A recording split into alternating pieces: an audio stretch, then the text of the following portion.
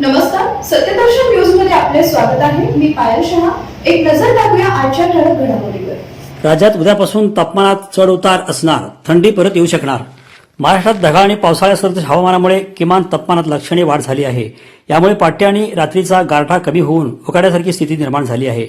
हवामान विभागाच्या माहितीनुसार आज 14 जानेवारीपासून किमान तापमानातील ही वाढ कायम राहण्याची शक्यता आहे, तर उद्यापासून 15 जानेवारीपासून हळूहळू कमी होण्याचा अंदाज आहे. महाराष्ट्रात कोकणातील रत्नागिरी आणि मुंबईतील सांताक्रूज येथे राज्यातील उच्चांकी 34 सेल्सिअस नोंद झाली.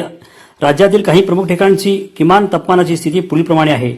धुळे 7.0 अंश राज्यातील सर्वात कमी, सोलापूर 19.6 अंश, जळगाव, भंडारा, गोंदिया, नागपूर, यवतमाळ 11 अंश किंवा त्यापेक्षा कमी, पुणे 14.8 अंश, अहिल्यानगर 14.5 अंश, कोल्हापूर 18.9 अंश, महाबळेश्वर 15.0 अंश, नाशिक 15.0 अंश, सांगली 20.3 अंश, सातारा 17.5 अंश.